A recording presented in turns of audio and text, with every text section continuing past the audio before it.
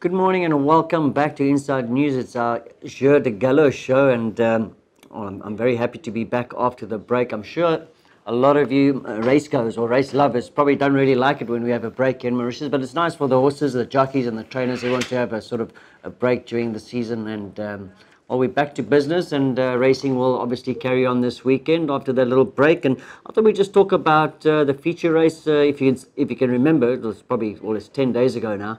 When Yankee Captain got up to beat Nottinghamshire. And if you watched our show, I don't know if you'll remember me saying, I just think that the handicappers got to Nottinghamshire, but I have to say he ran a cracking race. It was a really great run from Nottinghamshire as well. And great ride once again by Robbie Fradd. I thought it was an excellent ride by the old man, as they call him.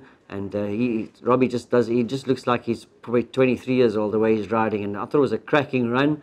Cracking race. In fact, I see on social media a lot of people are suggesting that it's probably been the race of the season, and I think I just about agree with that. It was a cracking race, and very nice to see two good horses, two good jockeys in action, driving to the line, and at the end of the day, Yankee Captain got the better of Nottinghamshire. It was a great race. Right, and I just have to say that a bit of jockey news. Well, Cesar Pasra, I don't exactly know how you pronounce it correctly. It is a French name. He has been thanked by Pritam Dabby, and he is on his way back home. Robbie Fradd, well, he'll be taking his 1 week suspension this week. So 2 weeks in a row, Robbie won't be riding. He'll only be back the following week. So he's taking his suspension this week. Then Brandon Louis, he'll be returning this week after that small injury, that slight injury that he had he cut his face.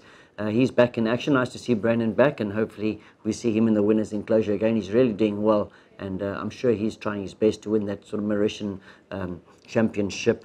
And then Tristan Godden, the youngster from South Africa, he's here in Mauritius. He's riding, and he'll be riding for Sharish Narang, and obviously he'll be in action this weekend as well. So that's a bit of jockey news. Let's talk about my two to follow from the previous meeting. The two horses I want to talk about is Choir of Angel and Mutsi. They were in the same race. And I just thought I would show you this race and why I thought these two horses are worthwhile following. First of all, Choir of Angels. Well, he showed a lot of speed, this horse, and he's a one-time winner back from South Africa, and he showed a lot of speed, this horse. And I thought he just had to use him a little bit too much early on, and he ran a cracking race. He went to the front first time up, and he tried his best, but unfortunately, Friend Request was just too strong for him on the day. And I think maybe if this was managed to get to the front sort of a little bit easier, he could have maybe hung on. He only got beat a length by Friend Request, and he probably could have hung on if he didn't have to do that work early on. And then Mutsi, well, I just see this horse is slowly dropping down the merit rating. He was a 51, he's a 43, and I thought it was a cracking run. He was one off most of the way, and in fact, I think it was Nishal Tia that rode him, had to pull him off sort of 3 wide coming into the straight, and he only went down by about 2 lengths, and I thought it was a much better run from Mutsi, and I think it's definitely worthwhile following these two horses in the future or for the second half of the season anyway, especially that was Choir of Angels. It was a cracking run, and I'm expecting a lot of improvement from him. Patrick Merven's horses do make quite a lot of improvement from their first run to their next, so it's going to be quite interesting to see Choir of Angels when he comes out next time. Right, I'll talk about some barrier trials. We didn't have the show last week because there was no racing, but there were 4 barrier trials last week. I want to show two of them today, and then I'll show you the 2 from yesterday as well. So we've got 4 barrier trials to talk about. The first one from last week, Apollo Star from the Sadoyal Yard. He galloped with Great Value, and Stonehenge from Raj Ramdeen stable. He's got the yellow jacket. Let's talk about Apollo Star, and I thought, well, this horse's barrier trial was very, very impressive. He's a 2-time winner from back South Africa. Both of them over 1400, and she runs behind some very, very good horses in South Africa. And I think that this was off that rating of 44. I think, in my opinion, he's a bit better than that rating. And just looking at that gallop, he really impressed me. I like the way he galloped. Great Value, well, he had to be repassed. Remember, he bled last time, and obviously he had to be repassed. And I see he galloped again yesterday morning, so we'll show you another gallop of his a little bit later on as well. Remember, he's a 3-time winner of this horse. He's a decent horse, and hopefully if he gets over his problems, he's going to surprise her. I've got no doubt in my mind that this horse could pick up a win before the end of the season. Then Stonehenge, arguably one of the best horses that Raj has, probably the best horse that he's got in his stable at the moment. He's got some cracking form in South Africa. He ran in a lot of feature races, this horse, and I remember he was used to make the pace once or twice for sort of better horses in his stable back home. But he ran some good races, and I remember this horse arrived in Post Lafayette very, very thin and light. He never really quarantined that well, but Roger's done a very good job to get him back into form, and let's hope the Stonehenge does the stable proud.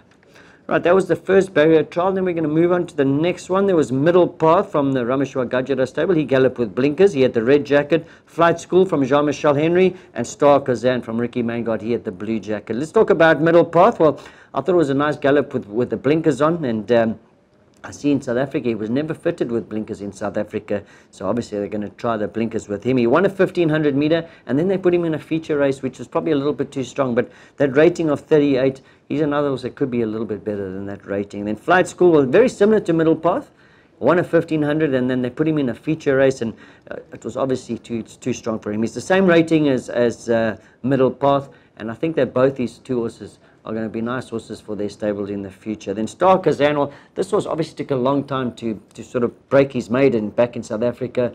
He was obviously a slow maturer because he won in January this year, before he was brought over to Mauritius, and he stays all day. I noticed he ran in a 3,000 meter race, which is very unusual to have a 3,000 meter maiden plate in South Africa, but he did run third in that race, so obviously he stays all day, this horse, and I don't think he's as good as the two horses that he took on, but you never know. He's a late maturer, so we'll see how he progresses. And I see all of them were hard-held gallop, that none of them really let their heads go. So that was the two gallops from last week. And then yesterday morning, well, we had two barrier trials, and I thought I'd talk about the first one. Unfortunately, Newlands, well, he jumped, but he did the same trick as usual at about the 800. After 200 meters, he refused to gallop, and obviously a little bit of a problem there. Then Behave from the Praveen Nagadu stable, he galloped with Hit Me Again Chuck from Alan Pedro. He had the yellow, and Tau Wisdom from the Sudoyard, he had the blue jacket. Behave, well, he galloped with blinkers yesterday morning, and he showed a lot of speed, this horse, and as he's incredibly strong form, this was back in South Africa. He's got some very, very good form, and both his wins were over the 1400, and I'm expecting a good debut from this. He just looks like he's ready, and I think he could be anything. This was, like I said, he's got some very good form back in South Africa. Hit Me Again Chuck, or another nice bite from the Alan Pedro yard, and he won twice in Cape Town, but he was never far off them in all his other races, and he's obviously a consistent sort, and he never showed a lot of speed in his gallop, and I just think that probably a little bit green, and we might just see him back in the barriers in the not too distant future. Then Tower of Wisdom, well, I thought he'd go a little bit better than he did, especially on that South African form. He's got some very good South African form. He ran in the Cape Classic, which is quite a strong 3-year-old race, and probably a little bit green as well. And I wouldn't be surprised if you saw Tower of Wisdom and Hit Him Again Chuck back in the barriers. They were both a little bit green and sluggish in their gallops. Right, then the last barrier trial we're going to talk about is 141 from the Rameshwar Gajara stable. He had the yellow jacket, great value, like I said. He galloped again. And then Shafaf and Prince Lateral from Jean-Michel's stable. Let's talk about 141. Well, he did barrier last week, and we never showed you his barrier last week, but he was a little bit green, and they put the side blinkers on him this time, and I have to say he galloped a lot better. He's only a one-time winner. He's only off a rating of 29. I think this horse could be a little bit better than the rating of 29, especially on this gallop. I thought it was a very, very nice gallop. Great value. Well, he galloped last week. He galloped again this week. Once again, a very, very impressive gallop. I think this horse is going to win a race soon. Keep an eye on great value. I'm going to keep an eye on him. I think he's going to pull off a race soon. And then Shafaf, well, he's only had the one run in South Africa. His form says two, but don't be confused. The first run was in a barrier trial, which he showed a lot of speed, and then he was fancied first time out, but he ran, I think it was third. Third in the barrier trial.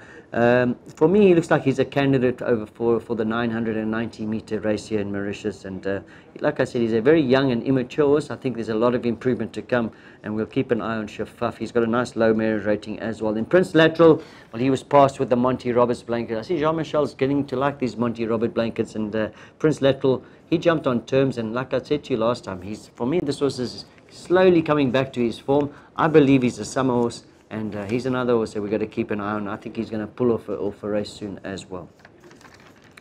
Right, then there were some grass gallops as well I wanted to talk about. Obviously, we're building up to the maiden. It's not too far away now. It's just a couple of weeks away from the Maiden Cup, and some of the big horses were put on the grass. And let's start off with King Mamba's Legacy. He galloped with Dream Forest, and remember, King Mamba's Legacy, well, not a bad effort last time behind Solar Star. You just have to think it's going to be a little bit tougher for him in the Maiden Cup, where he will be carrying level weights with the likes of E-Night and 10 Gun Salute and those sort of horses. But he is capable on his day. Remember, the Maiden Cup is a test of stamina, and well, this horse has got no problems with stamina, and I wouldn't write off his chances. I just think at level weights is going to be a little bit tough. I thought he galloped quite nicely with Dream Forest, and I thought both of them must have a sort of chance in the Maiden Cup, but both of them I think are going to battle off for that level weights.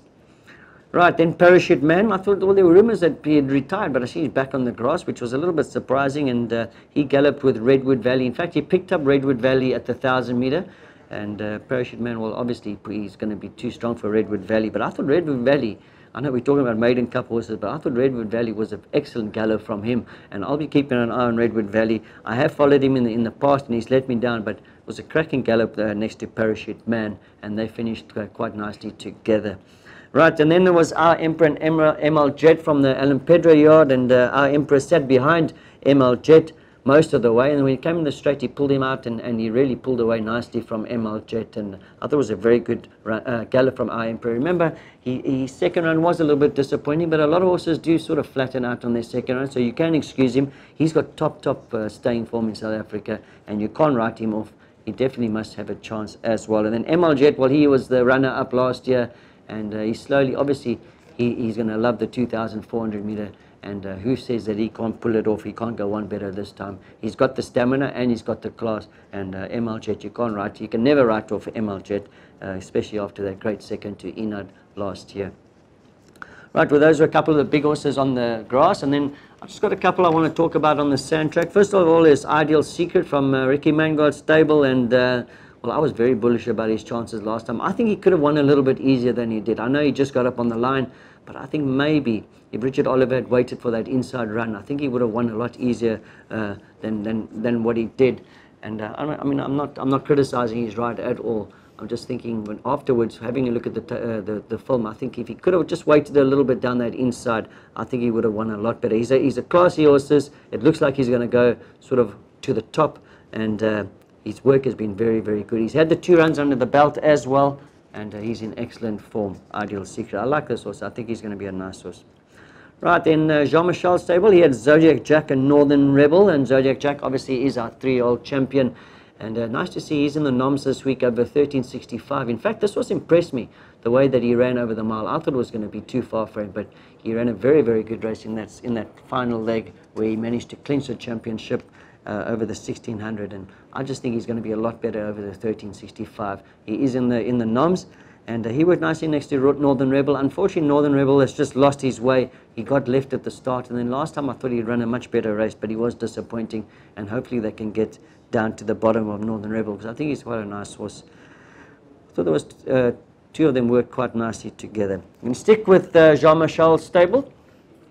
We have Sea King. He worked with Baritone. Sea King, one of my 2 to follow. Excuse me. Cracking debut where he ran on very nicely towards the end of the race, where he finished 3rd, and it looks like he's come on a lot from this run, and I thought it was a very, very nice workout. And look who he worked with. He worked with that top race was Baritone, who also is holding form incredibly as long as he has. He's been here. Remember, he won the Duchess on the first meeting, but he's still holding his form very, very well, Baritone. And I think both of them, Sea King and Baritone, are definitely 2 horses we can keep an eye on for next time out.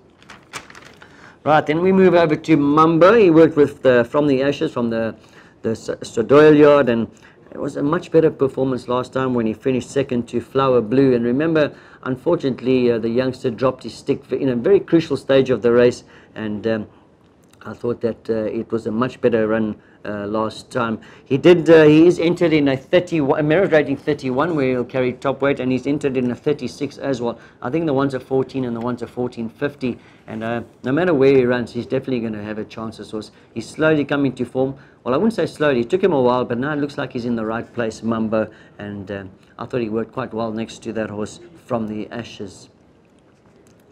Right, then our second last horse I want to talk about was Dance on Air. Remember that excellent 3rd on debut to Yankee Captain. It was a great run. I think he just got beat a length by Yankee Captain. That was an incredible debut, and he's doing very well, this horse. So what I liked about him is when he walked off the track, he looked like he couldn't even blow out a candle. He's very fit, he's well, he's had that run under the belt, and if he brings back that form to his next run, he's going to be a big runner. I like the way he worked next to Belenos. Belenos also holding his form quite well as well, and both of them worked out quite well, worked out quite nicely. Right, and then the last horse we want to talk about is Enard. Well, not the last two, Enard and the Great One. They both worked out quite nicely. Well, after Enard's brilliant second last time, you have to think that 90% of Mauritian racegoers are probably pinpointing him to pull off a back-to-back maiden when it was a cracking run. And it was a handicap. Remember, the maiden is going to be run at weight for age, which is going to be in his favour. If he runs anything like he ran last time or last year's maiden cup, he's going to be a tough nut to crack in the maiden. He really is doing well, this horse.